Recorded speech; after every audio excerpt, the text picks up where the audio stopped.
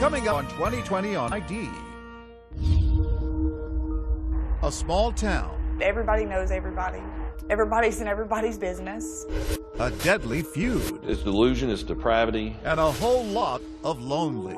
A sheltered young woman with a little girl's voice, living her life on Facebook. She was really good behind a keyboard, as long as she didn't have to do it face to face. But when online friendships unravel...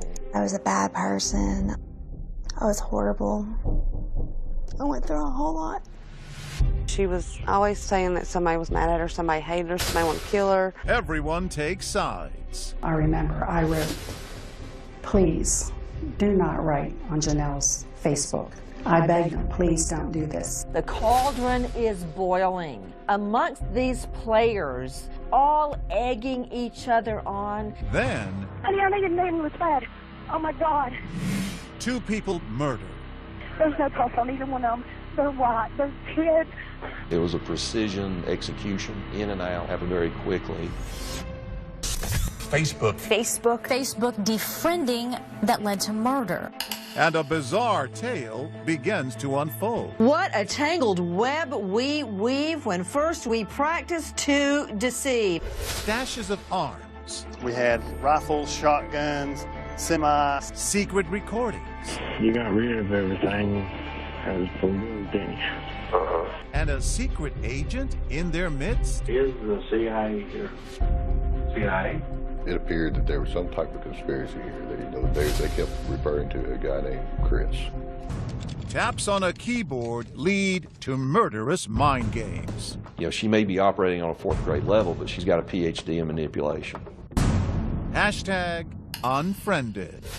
Welcome to 2020 on ID. I'm John Quinones. The story you're about to see is as old as time. It's about unrequited love, rage, and revenge. But it also has a frightening modern twist because much of the bullying and threats that fueled this tragedy played out online. And then there was the shadowy figure cloaked in emails. Who was he? And was he the one pushing someone to commit murder? As Matt Gutman first reported in 2015, it all took place in a tiny town just 3 square miles. To talk to someone there, all you really had to do was just walk down the street. Drive up the winding mountain roads of northeast Tennessee and you'll find breathtaking views, stunning scenery. They don't call it Mountain City for nothing. Everybody knows everybody. Everybody's related by blood or marriage to everybody else. They all go to the same churches. The sign at the city limits would like to suggest this is a congenial community of 2,500 with its arms wide open. The sign welcoming people to Mountain City says a friendly hometown. Friendly to you? No. Why not? Because I wasn't born and raised here. I didn't grow up here. People here do not like outsiders. Janelle Potter could have used a good friend. Plagued with debilitating health problems since she was little, she's now a loner who spends most of her time inside this shuttered ranch house, under the watchful eyes of parents Buddy and Barbara Potter. What kind of person is she? Good-natured, sweet person. She's not an angry person. Naive, young, innocent? Yes, very naive. She's young in her mind, more young than her age, I think. And although she doesn't sound like it, Janelle is 30 years old. She looks good, right? Her room is filled with stuffed animals that stand in as friends. She doesn't work, doesn't drive, and she confides in us she's never been with a man. What were the rules? Don't be out past, 12 o'clock at night. No smoking, no drinking, no partying, stuff like that. They are a God-fearing and gun-loving family. Even when they garden, they pack heat. Mom, Barbara, had a job with Hewlett-Packard, and Dad, Marvin Potter, better known as Buddy, was a former Marine who served in Vietnam rescuing POWs. And later, he says, he served with the CIA. Sounds like Rambo. I just saw him as a gentle giant. But age has taken its toll. Both are now disabled, Buddy even on an oxygen tank. But Janelle's life support becomes social media. So because you didn't drive, that's one of the reasons that your social world became the computer. Yes. I had a lot of family pictures on there. Random pictures of sceneries, dogs. Selfies? Any selfies? Mm-hmm. Did your parents have access to your Facebook page? Did they monitor it? Yes. A woman in your late 20s and your parents have access to your Facebook page? Well. But a simple trip to the pharmacy would be a turning point in Janelle's life. Employee Tracy Greenwell remembers the day she first met Janelle. When she first came in, what did she look like? Sweet and innocent. I mean... She's got the big blue eyes, right? Mm-hmm. The sweetest thing you'd ever think you'd see. Tracy takes it upon herself to befriend the social misfit Janelle. We felt sorry for Janelle. She was sheltered and sick and stuff. She gave me her phone number, and I started calling her. I would go out with her to the mall, to her house and out to eat. They even got her to rappel. These are pictures of the new fast friends at Backbone Rock, a local landmark. Sitting next to a scared Janelle is Tracy's brother, Billy Payne, a jokester who likes the outdoors. Did you ever get the impression that maybe she liked Billy? That's what everybody says. She fell in love with Bill, but I still don't see it like that. Instead, Tracy tried pairing Janelle up with someone else, introducing her to Jamie Curd, an older man who's pretty handy with computers, the kind of guy who likes to wear shades indoors. Well, Jamie was sort of rough-looking, you know, greasy, and she was neat. So why did you think to set up Jamie and Janelle? Hey, Jamie didn't have a girlfriend, and she really didn't have a boyfriend. I mean, they didn't look like they'd go together by no means. Janelle and Jamie became an unlikely item, hiding their relationship from her strict parents. He's at the Potter house from time to time, supposedly to fix the family's PC. But behind her parents' back, Janelle and Jamie would steal time and a few kisses together, snapping these secret romantic selfies. You and Jamie got pretty serious at one point. Yes. He gave you a cell phone so that you guys could talk without your parents being on the phone. Yes. How often would you talk? Every day. For long periods? For an hour, 2 hours at a time. Now, take note of Jamie Curd and all that clandestine canoodling, because you're going to hear a lot more about him a little bit later. But even while she's with Jamie, Janelle is still secretly pining away for that outdoorsman she met, Billy Payne. And right around that time, something sinister is happening with her online relationships. She's being relentlessly cyberbullied. Appalling, anonymous comments begin appearing on her Facebook page. What kinds of things were people saying about you? Just that I was a bad person, I was horrible, threatened to get raped. Must have been pretty scary. Yes. I remember I wrote, "Please do not write on Janelle's Facebook. I begged them, please don't do this." And Janelle thinks she knows who it is, pointing the finger directly at one of her so-called Facebook friends, Billie Jean Hayworth. What was her relationship like with Billie Jean? Oh, she hated her. From the get-go? Mm-hmm. She'd call her all kinds of bad names. But we didn't know, I mean, she wouldn't never say Janelle. It was always somebody else. Meaning Janelle was posing as somebody else, talking Bad smack about them. Yeah. And then when they would confront her, she'd be like, I didn't do that or whatever. There might be another reason these two don't get along. Billie Jean is engaged to, guess who? The object of Janelle's obsession, Billy Payne. Lindsay Thomas is Billie Jean's best friend. She was very laid back. She liked to have a good time, always laughing, always had a smile on her face, just really easygoing. And she and Billy had something to be especially happy about, a 7-month-old baby boy. Oh, he was her world. Just this glow she had about her when he came into the world was just unbelievable. Friends say Janelle was so jealous of Billy and Billie Jean's relationship that she started spewing some online venom of her own. She talked about how bad they partied and they were on drugs and, you know, just all kinds of lies. I mean, it just got worse and worse and worse. Did anybody believe it? No. And then Janelle's posts turned vicious. That she wished that Bill and Billie Jean and that damn baby would die. An all-out Hatfield and McCoy-like feud erupts on social media, pitting Janelle against Billy and Billie Jean. The cauldron is boiling amongst these players, all egging each other on. She was always saying that somebody was mad at her, somebody hated her, somebody wanted to kill her. She was paranoid about it, I thought. But so far, it's all just virtual violence. But then it escalated. I was calling the police a lot. They're trying to be up and out like this because I'm very sick. They were wanting to blow up my dad's truck, throwing rocks at the house. These are police photographs of a rock that landed in the Potter front yard. Written on it were two names, Billy Payne and Billie Jean. And across the side, quote, "I'm your huckleberry." Now, at one point, did they unfriend you on Facebook? I think we did it to each other. I unfriended them, they unfriended me. Who unfriended who first? I did Bill first, and I think Billy did me. And I unfriended her. But unfriending would only be the beginning. There's no cause. They're white. They're kids. And there's a baby involved. When we come back, the young couple's house becomes a crime scene. My impression after, the first week was it looked like a hit. Like a contract hit. Right. Suspects in custody.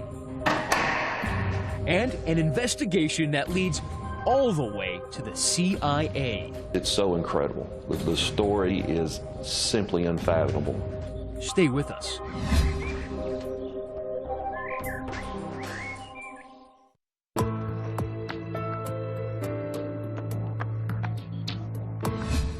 "30-year-old Janelle Potter has spent much of her life inside her room. Her world revolved around online social media. But an all-out feud with two friends has turned all their lives upside down. Now this situation is about to take a very dark turn. Once again, Matt Gutman. Johnson County 911. Honey, I need an ambulance bad. At approximately 10:30 a.m. on a blustery January morning, a call comes into the Johnson County, Tennessee 911 dispatchers. There's a baby involved. He don't look right. The caller is a friend of Billy Payne and Billie Jean Hayworth. She's dropped by the young couple's home to find the back door open, and inside, something much worse. Their infant son covered in blood, eerily silent but unharmed. He's in one room, she's in the other, right at the playpen. It kind of looks like she's trying to get to her baby. The baby's father, Billy Payne, and Billie Jean, his mom, the young couple who had been feuding with Janelle, have been shot. You can tell by looking down their faces, they're swelled, they're black and blue, they've been beat. Okay, do you want to attempt to do CPR? They're both dead, it's too late. This murder, these murders have literally torn apart the sleepy little town of Mountain City, Tennessee. No. Special Agent Scott Lott with the Tennessee Bureau of Investigation takes 2020 inside the crime scene. And this is the bedroom where Billy was found. Single shot. Single shot in the face. Billy Payne's throat had also been slashed as he lay in bed. Down the hall in the nursery, Billie Jean had been cradling their baby in her arms when she died. That's how they find her, still holding her 7-month child. So it didn't take much time to get from that room to this room to shoot. No. And this is 5 feet. I think it takes a cold-blooded person to shoot somebody holding a baby. Miraculously, the 7-month-old survived without a scratch. Investigators begin to examine all the possibilities. Of course, the first thought is that you have to rule out, is it a murder-suicide? Is it a domestic situation? The second one, is it drug deal or something like that gone bad or something? Were you able to glean very much forensic evidence from this scene? It's a very clean scene as far as physical evidence goes. So no prints, no shell casings, no DNA left behind? Not that we found, no, sir. Would that lead you to believe that whoever did this killing had some training? It looked like a hit. Like a contract hit? Right. But who in the so-called friendly hometown of Mountain City, Tennessee, would put a hit on a young couple who just worked at the local cotton mill? Word spreads fast in small towns like this one. And the day after the murders, Chief Deputy Joe Woodard goes to the Potters' home to talk to Janelle and her parents, Barbara and Buddy. We went to the residence and just more or less conducted an interview with them in the very beginning. Why did you decide to go to them? Because we knew that they had trouble with them. Trouble, like that social media catfight between Janelle and the two victims. Got lost with a Tennessee girl. Oh, okay, nice to meet you. Absolutely. The Potters don't know it, but the detectives are secretly recording their interview. What we're doing right now is investigating the double homicide. Very serious matter. From the start, Janelle's dad is defensive. Everybody always points fingers at us for something. Oh, no, there ain't nobody pulling their finger. Do you know of anybody that would hurt them, want to hurt them? No, actually, I don't. I feel bad about the situation because I didn't want no harm on them. Initially sympathetic, Janelle soon lets it fly about the bad blood between her and her former Facebook friends. They've been harassing me in my driveway, on our property. And then yesterday morning when I got on Facebook is when I found out. And, I mean, I'm sorry it happened, but, I mean, that's all I can tell you is they have been harassing the living crap out of me. Why would they be harassing you? It came out to be a jealousy thing. They said I was too pretty. But then the cops want to talk about somebody else. Remember Jamie Curd, Janelle's secret sweetheart? Police know he'd had a falling out with the victims and took Janelle's side in the feud. What's Jamie to you? He's just a friend. We've been friends for years. He's friend of our family. Yeah. He's friend of all of us to me. Seems as if Janelle is still covering up her romantic relationship with Jamie from her overprotective parents. Jamie kind of like your boyfriend? No. No, he's just a really good friend. Does he want to be your boyfriend? Not that I know of. But detectives are still suspicious Jamie and Janelle are a lot closer than she's letting on and wonder what he might know about the murders. I'm sick there, Jamie.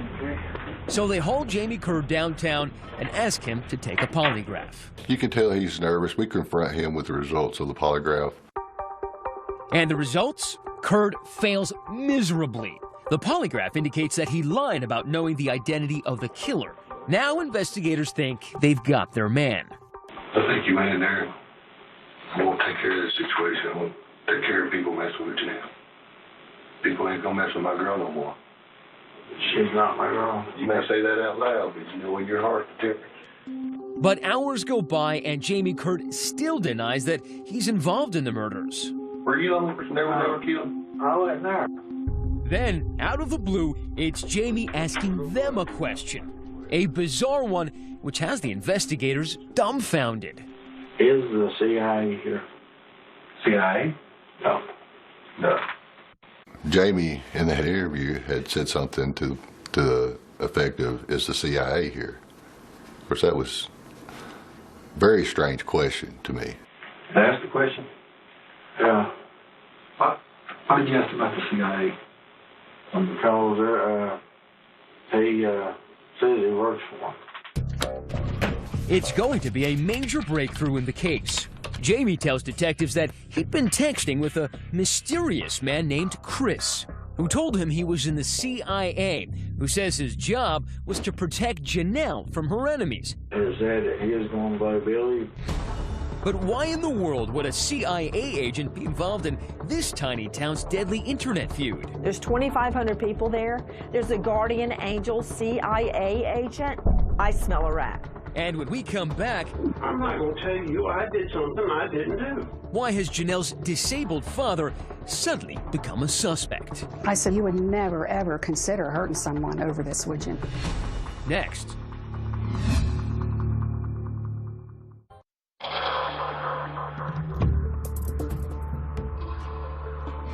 I'm sick there, Jamie. It's 10 p.m. at the Johnson County Sheriff's Office, a department so small that the Chief Deputy's office doubles as an interrogation room. Jamie Curd has been in the hot seat for nearly 6 hours, interrogated about the double murder of a young couple that allegedly bullied his girlfriend, Janelle.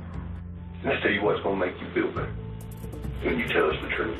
After a bizarre exchange with detectives about Jamie being in touch with someone supposedly in the CIA, Jamie's about to drop a bombshell, pointing a finger at someone much closer to home. Who shot him? He who? Buddy? Yes.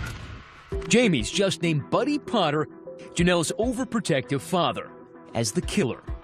Buddy, the senior citizen former Marine who needs a 6-pack of oxygen just to breathe, he's not exactly your central casting assassin. Buddy Potter, because he has so many ailments. He's very ill. He's on an oxygen tank, for Pete's sake. No way could he ever pull this off. In an attempt to save his own skin, Jamie agrees to help police snare Buddy. With detectives recording the conversation, Jamie calls his accomplice. It's a trap to get a confession on tape. Well, they're pointing fingers. Oh, gee, Merry Christmas. You got rid of everything as from bills, didn't you? Uh-huh. Okay. That makes me feel up there. Yeah. It wasn't exactly a smoking gun, but it was enough for detectives to move in and arrest Janelle's father, Buddy, in a pre-dawn raid. Gun-loving Buddy was almost always gun-toting, so police were on high alert. We knew he had a weapon, and at one point we thought he made a gesture to us. What kind of gesture? Just like he's going to do like this, and we grabbed his arm. And was he in fact armed? He was. Now it's Buddy's turn to answer some tough questions. You know why you're here, right? Yeah, I'm assuming. Okay, why do you think you're here? That somebody's told you I'm the one who killed somebody. Initially, his body language, you could tell he wasn't being truthful with us. Here's the thing, we're not looking at you helping us. We want you to help yourself. I'm not going to tell you I did something I didn't do. He denied everything. We pressed him and pressed him and pressed him. Are you a cold-hearted killer? Protector of your family. Which one are you? I'm protecting my family to start with, but I did not do this.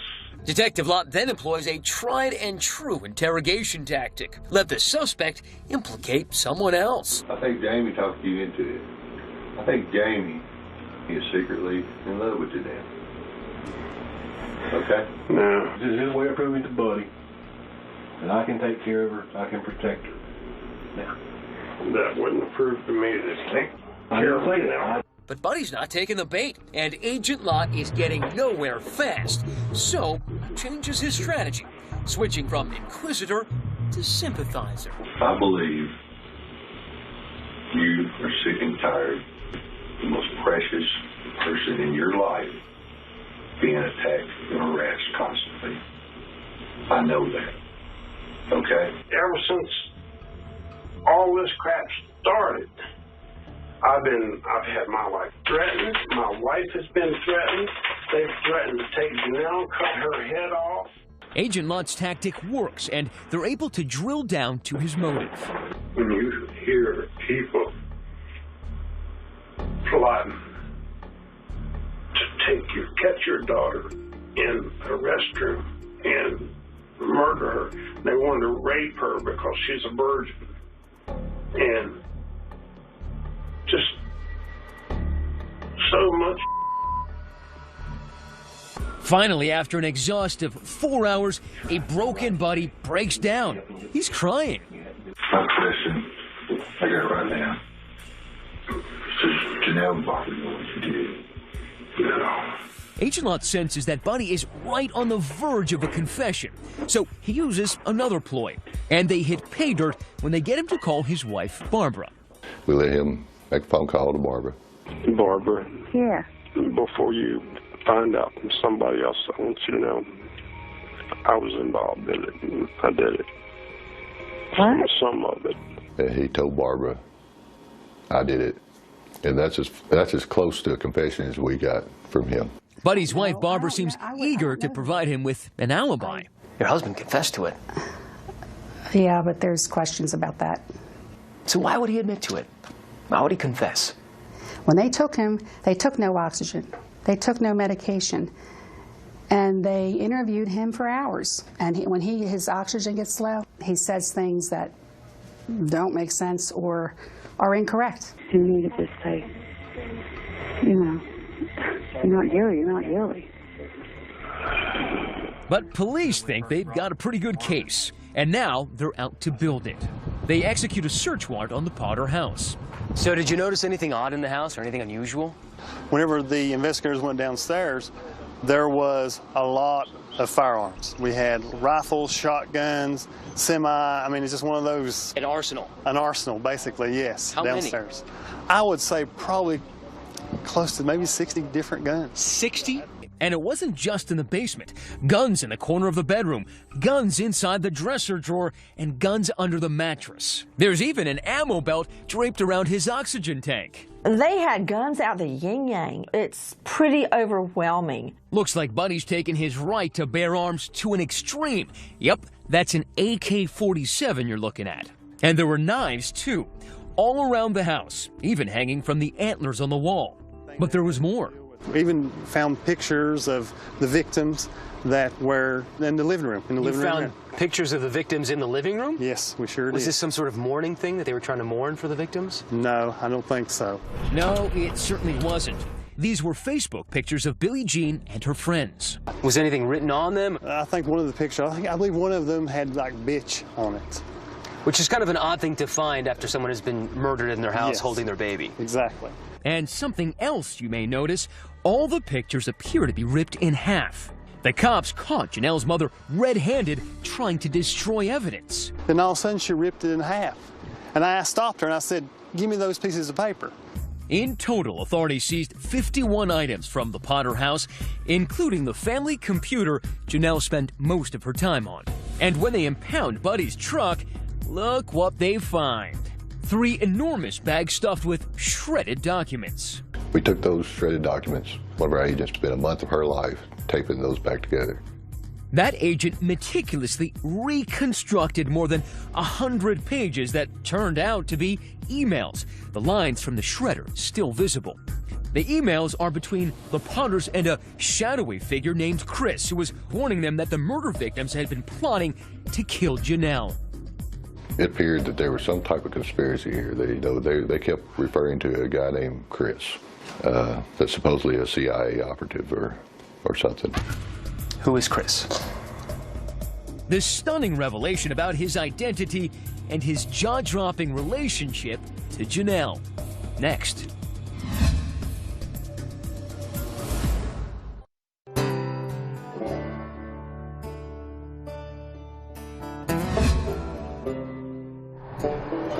In any other Middle American crime yarn, the cops would have called it a day.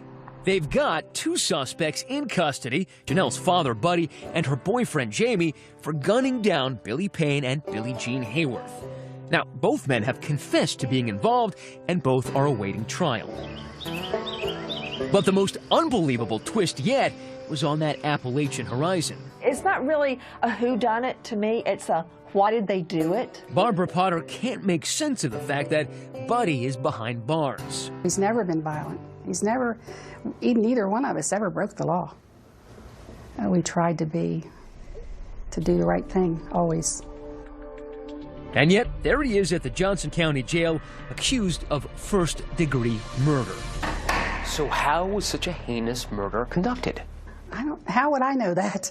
Remember, a search of the Potter's home reveals an arsenal of weapons and bags of shredded emails. At least 100 pages got taped back together. And in those emails, conversations between Barbara Potter and a man named Chris, who says he worked for the CIA, warning Barbara about threats to her daughter's life.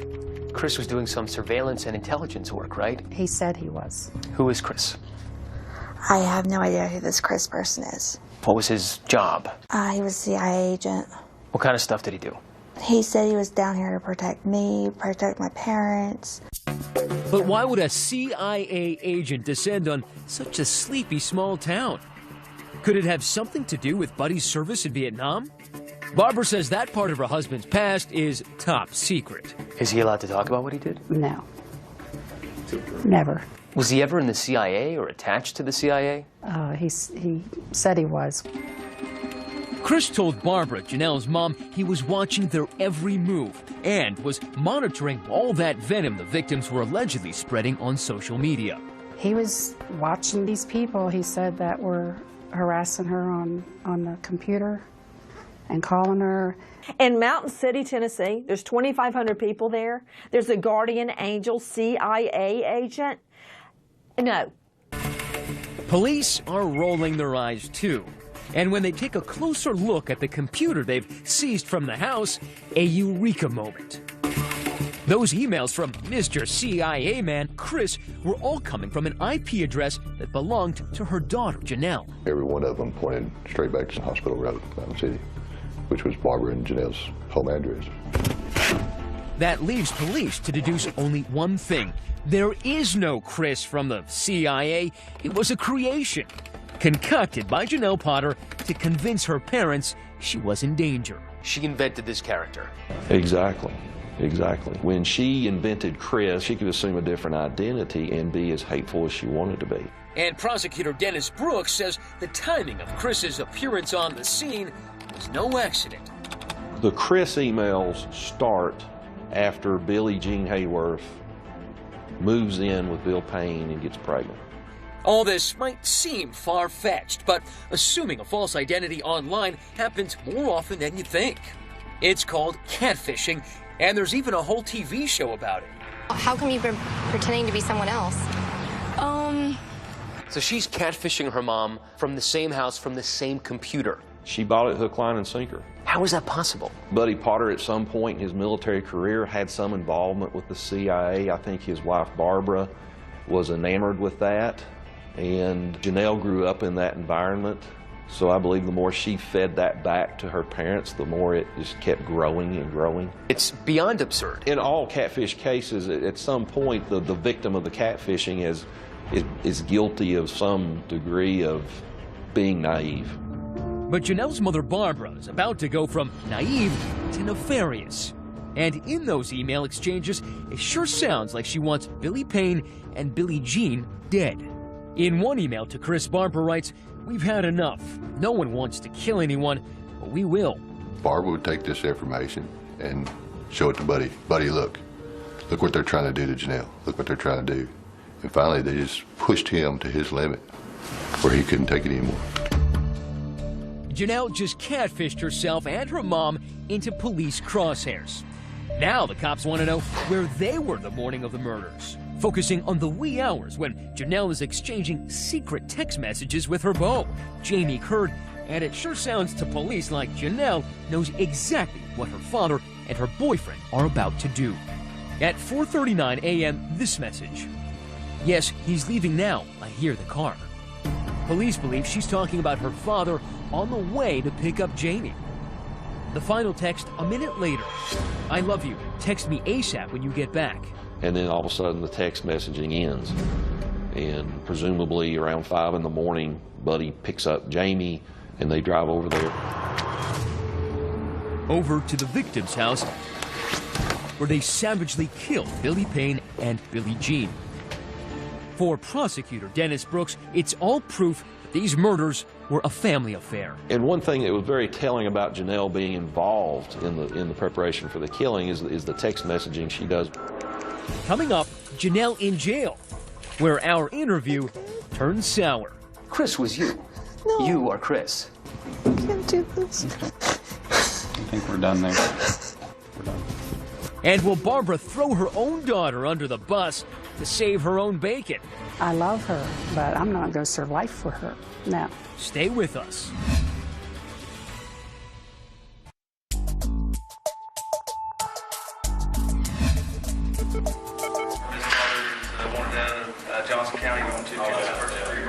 The Potters got problems. The trial for a mother and daughter charged with murder started today in Jonesboro. The courtroom was filled with emotion as Barbara and Janelle Potter were arraigned. Prosecutors accused them of masterminding the murder of a young couple they had bickered with on Facebook. The family patriarch, Marvin Buddy Potter, confessed to killing Billy Payne and Billie Jean Hayworth and was found guilty at trial. He is serving 2 life sentences. His accomplice, Jamie Curd, copped a plea deal for 25 years, but now under arrest is what's left of this dysfunctional family, Barbara Potter and her daughter Janelle. Charged first-degree murder. 3.5 years after the murders, the mother and daughter had their day in court. Through 7 days of testimony, prosecutor Dennis Brooks tries to convince the jury that Janelle was really the one who authored all those emails supposedly from Chris, catfishing her own parents and goading her father into those executions. Case in point, all that childish writing and those misspellings. RESON, similar throughout the documents. Ironically, it's the same argument her attorney, Cameron Hyder, makes in her defense. Janelle Potter operates on the level of an 8 or 9-year-old. Essentially saying Janelle lacks the brain power to mastermind a murder. My client is not guilty for having an overprotective father. So just because Buddy went and did something horrific doesn't mean that Janelle directed him to do it? Absolutely. She is not capable of directing anyone to commit murder. It's just not in her. A countrified cast of characters takes the stand, but one prosecution witness brought gasps to the courtroom. My name is Christopher Jaden. Chris Jaden, a handsome former high school classmate of Janelle's, one she hasn't seen in 15 years. She was, one of those kids that just very strange. But Chris must have made a much bigger impression on her, because this Chris is the person whose identity Janelle stole to catfish her family.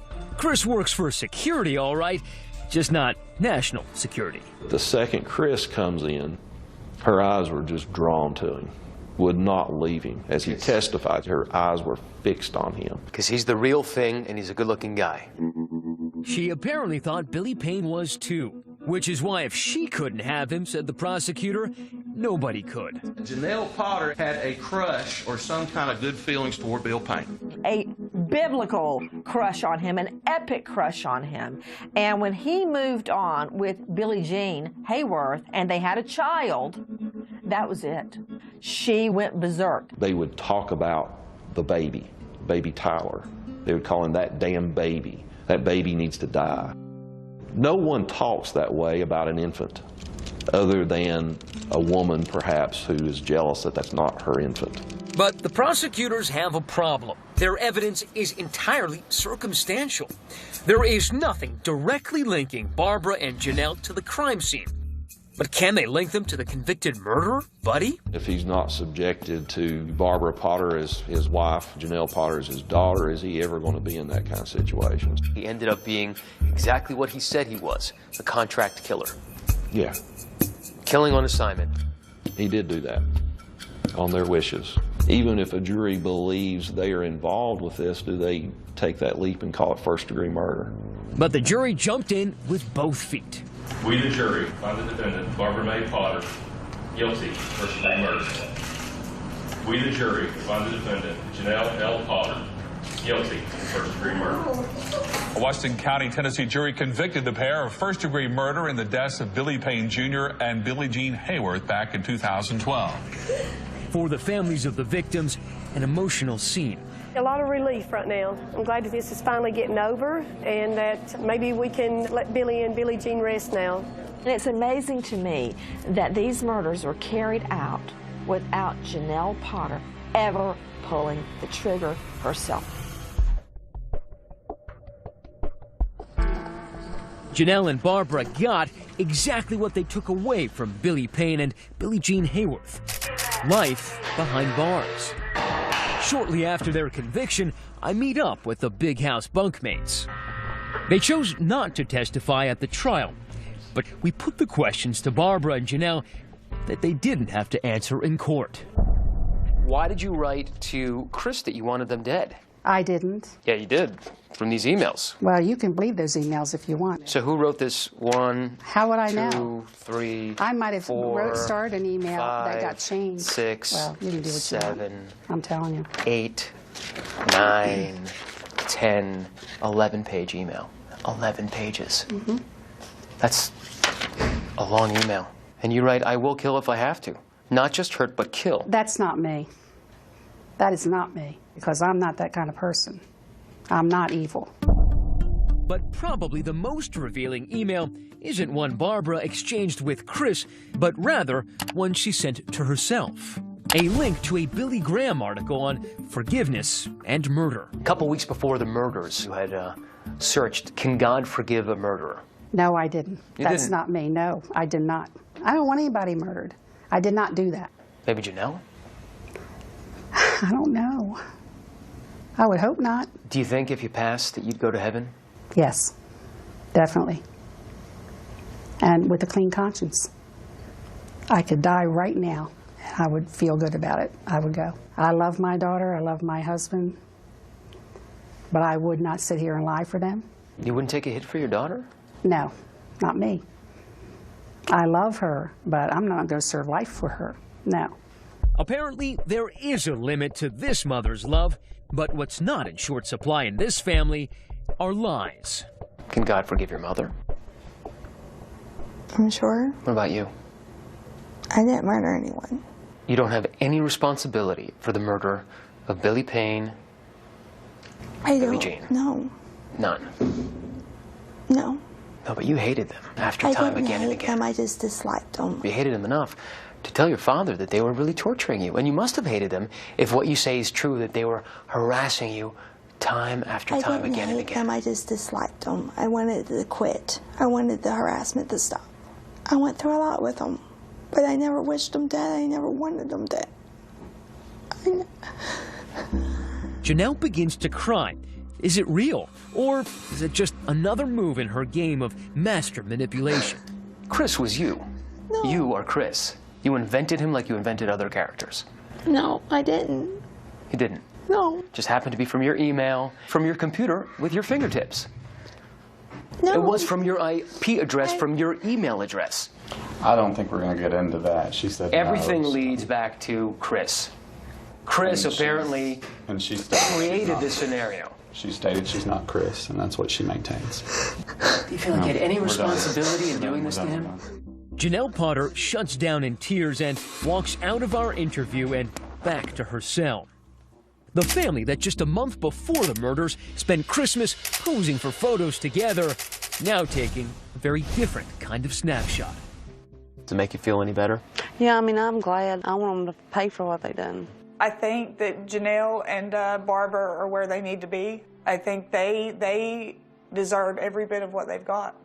The tiny town of Mountain City has gone back to its daily routines, but many people question whether the heart of this story is not about social media, but about something far more timeless. At the root of this case, Janelle Potter was like a lot of adolescent girls who aren't fitting in a community. It turns into an anger. That's what it boils down to. It wasn't defriending on Facebook. It was a jealousy issue. It's somebody with too much time on their hands. As of 2016, Janelle, Barbara, and Buddy Potter are all appealing their convictions. Mother and daughter are serving their time in the same Tennessee prison. Both will be eligible for parole in the year 2073, when Janelle would be 91 years old. I'm John Quinones. Please join us next time for another edition of 2020 on ID.